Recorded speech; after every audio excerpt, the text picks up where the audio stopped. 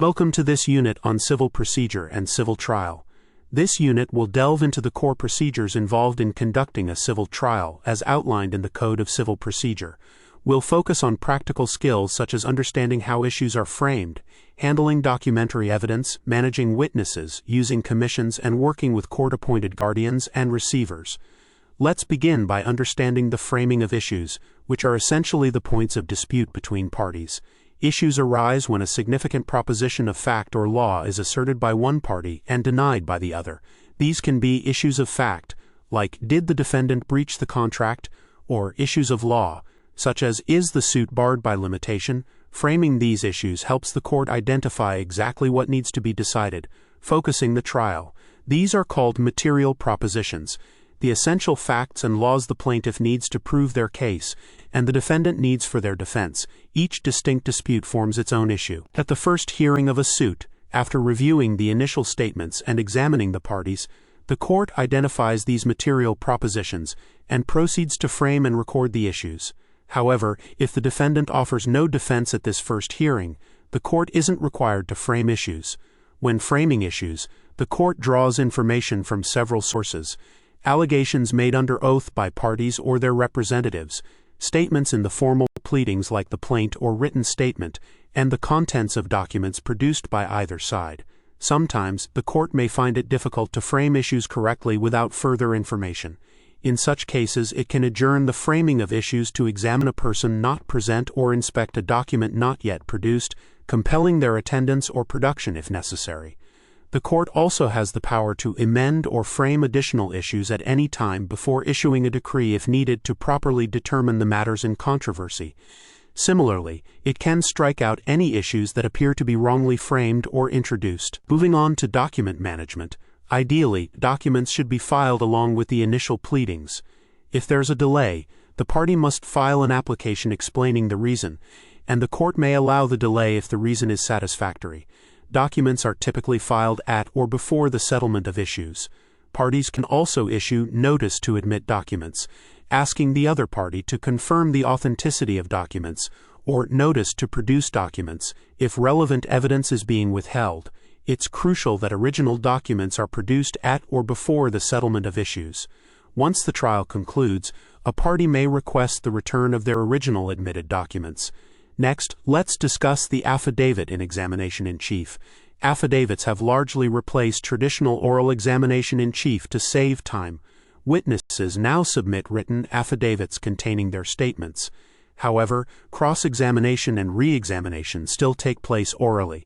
This differs from oral examination, where a lawyer asks questions and the witness answers, sometimes with unpredictable results. With an affidavit, the witness essentially drafts their own testimony, which is then signed, allowing the lawyer to ensure all necessary facts are brought out. Regarding competency, the law doesn't impose strict qualifications like age or education for a witness. The main requirement is that the person has personal knowledge of the facts they are testifying about. A person incapable of understanding questions or giving rational answers due to extreme youth, old age, disease, or unsoundness of mind is not considered competent. A party can depose on their own behalf or through someone holding their power of attorney who has personal knowledge of the facts. Even a company employee can be a witness if they possess personal knowledge, without needing a special resolution or power of attorney. When preparing an affidavit for examination in chief, there are important content restrictions. It should only include facts within the witness's personal knowledge, excluding hearsay evidence. A witness cannot attest to the truth of statements they didn't personally observe. Avoid general knowledge, legal conclusions, or arguments. Do not reproduce document contents verbatim. The documents themselves should be produced. Also, exclude facts already admitted in pleadings. Always prefer personal knowledge for testimony, and if relying on records, produce the records directly rather than simply reading them out or copy-pasting pleadings. To determine the subject matter, carefully review the plaint and written statement to identify all material and disputed facts. The affidavit must cover all these material disputed facts, facts arising from admitted documents and facts proving disputed documents. Now let's cover witness management and commissions to examine. The court has the power to recall a witness for further clarification if needed. Sometimes a witness cannot appear in court. In such cases, an application can be made for the appointment of a commissioner to examine the witness. Common reasons for this include sick or elderly witnesses, those living outside the court's jurisdiction, persons exempted from attending court, or government employees whose attendance would harm public service. The commissioner can examine parties and witnesses, either through written questions or otherwise, and then submits a report based on the examination. A commission for examination can even be issued to a court in another state, provided it's not a high court and has jurisdiction over the witness's residence. If a witness is outside India, a letter of request is sent instead. The powers of a commissioner are broad. They can examine parties and witnesses, call for and examine documents, and even enter upon any land or building at a reasonable time if directed by the court. Commissions are also used for local investigations, primarily to inspect a site or property in dispute, to ascertain any matter in dispute, or to determine the market value of a property that requires on-site inspection. The court appoints a commissioner for this purpose, who then submits a report based on their physical inspection. Beyond examining persons and local investigations, commissions serve other purposes. They can be used to examine or adjust accounts, like in partnership or company disputes, or to make a partition of property.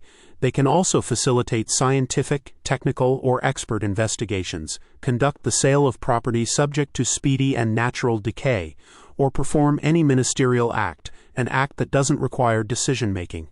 The court can issue a commission to any competent person it deems fit for the task. Finally, let's look at court guardians and the appointment of receivers.